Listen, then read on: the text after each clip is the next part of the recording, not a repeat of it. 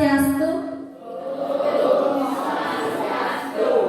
Ada pepatah yang mengatakan tak kenal maka tak sayang. Maka izinkan saya untuk memperkenalkan diri terlebih dahulu. Saya atas nama Diketur Sinta Dewi Restiadi, saya perwakilan dari kelas 8A. Hari ini saya akan mendongeng tentang batu menangis yang menceritakan tentang anak durhaka yang tidak mengakui ibunya sebagai ibunya sendiri, malah mengakuinya sebagai pembantu. Oke. Pada zaman dahulu kala, hiduplah seorang ibu dengan anaknya yang bernama Darmi. Ayah Darmi sudah meninggal sejak dia masih kecil. Dulu waktu ayahnya hidup, keluarga mereka hidup dengan berkecukupan. Namun sejak ayahnya meninggal, hanya ibunya yang bekerja keras sendirian di ladang.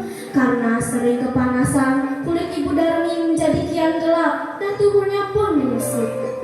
Itu semua dilakukan demi Darmi, putri satu-satunya. Tapi apa yang dilakukan Darmi? Darmi hanya sibuk berdandan dan mengurusi dirinya sendiri. Ia juga enggan keluar rumah karena takut kulitnya hitam seperti ibunya. Suatu hari, musim panen pun tiba. Ibu Darmi akan bekerja sampai sore hari di ladang. Dia tidak bisa memasak dan berkata pada Darmi, "Nak, bisakah kamu masak untuk ibu? Hari ini ibu tidak bisa memasak karena harus panen di ladang." Lalu Darmi menjawab, "Aku tidak mau, Bu. Nanti kalau aku masak, rambutku bisa di bokongku. Aku kan habis keramas. Nanti kalau aku mengantarkan makanan ke ladang, nanti kulitku bisa jadi hitam, Bu. Aku kan habis luluran." Ibu Darmi yang mendengar jawaban anaknya hanya bisa sedih menggelengkan kepala. Lalu ibu Darmi pergi ke ladang. Saat beristirahat, dia hanya bisa meminum air yang berada di kendinya. Lalu dia berdoa di dalam hati, "Ya Tuhan, bebaskanlah anakku dari sifat malasnya." Lalu setelah dia berdoa, sore hari pun tiba. Dia pergi ke rumahnya. Alangkah terkejutnya dia sampai rumah, melihat tak ada makanan apapun yang bisa dimakan. Darmi yang melihat ibunya pulang malah marah-marah. "Ibu ini kemana saja sih? Kenapa tidak memasak? Aku kan lapar, Bu." "Tapi ibu kan sudah menyuruhmu memasak, Nak," sahut ibunya. Darmi yang mendengar jawaban anaknya hanya langsung pergi meninggalkan ibunya. Keesokan harinya, ibu Darmi akan menjual hasil panennya ke pasar. Dia meminta bantuan Darmi untuk membantunya. "Nak, bisakah kamu membantu ibu untuk membawa hasil panen kita ke pasar?" Lalu Darmi menjawab, "Aku tidak mau, Bu. Aku tidak bisa membayangkan kulitku yang bersih ini menjadi kotor. Apalagi pasar kan becek." Lalu ibu Darmi pergi sendirian ke pasar. Sore hari pun tiba.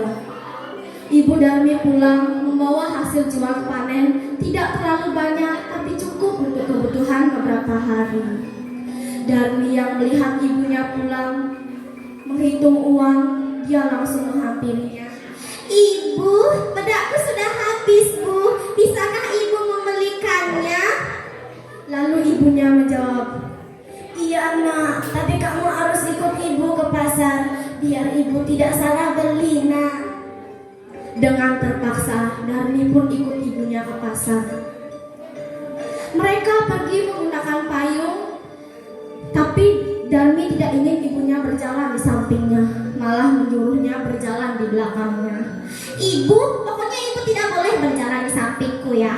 Pokoknya ibu harus berjalan di belakangku," sahut ibunya. "Tapi kenapa, Nak?" "Sudahlah, ikuti saja, Bu."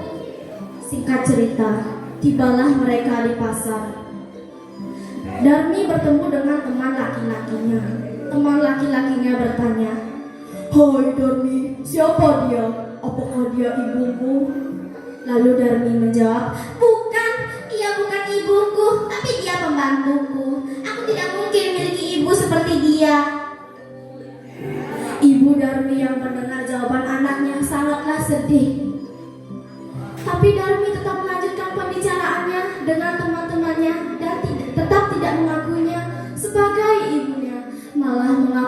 Tuhan sebagai pembantu. Ibu Darmi sudah tidak kuasa menahan air matanya. Dia sudah tidak kuat dengan perlakuan anaknya. Lalu dia berdoa dalam hati, "Ya Tuhan, hukumlah anakku menjadi cerah. Aku sudah tidak kuat dengan perlakuannya. Ya Tuhan, hukumlah dia." Tiba-tiba Darmi menjerit, "Ah, Ibu, kenapa kakiku tidak bisa digerakkan, Ibu? Ada apa dengan kakiku?" Darmi pun perlahan menjadi batu. Ibunya hanya bisa menangis pilu. "Maafkan Ibu, Nak. Ini hukuman atas perbuatanmu."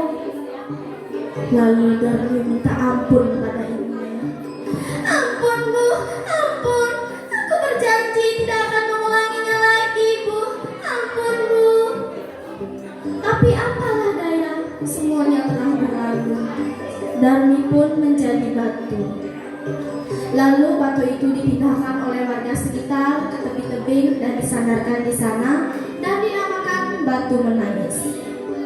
Berjalan menginjak bumi, terbang menginjak awan. Sekian